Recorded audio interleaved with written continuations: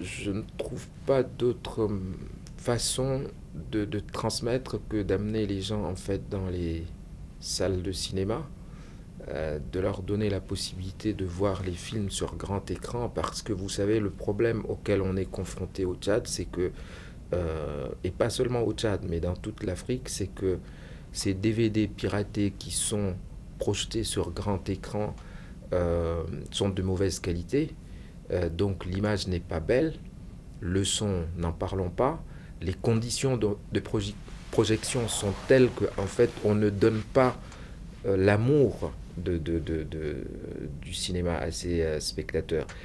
C'est plutôt en fait ça les pousse vers autre chose qui est tout simplement la télévision par satellite qu'en Afrique on arrive à recevoir. On a accès au monde entier et du coup on se satisfait à peu près de cette offre-là parce qu'elle est en qualité d'image meilleure que ce qui est proposé dans ces vidéoclubs.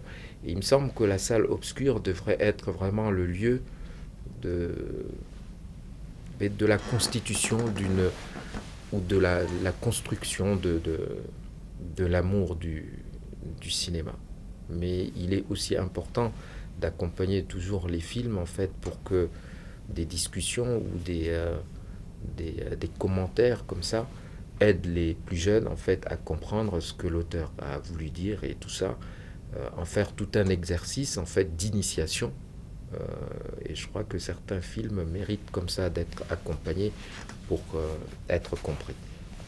Mais la salle de cinéma reste pour moi le lieu idéal. C'est là l'endroit sacré.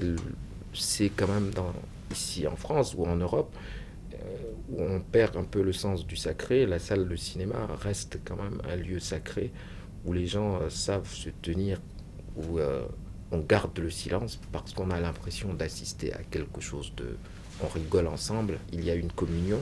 C'est donc ce lieu-là qu'il faut privilégier pour transmettre en fait l'amour du cinéma.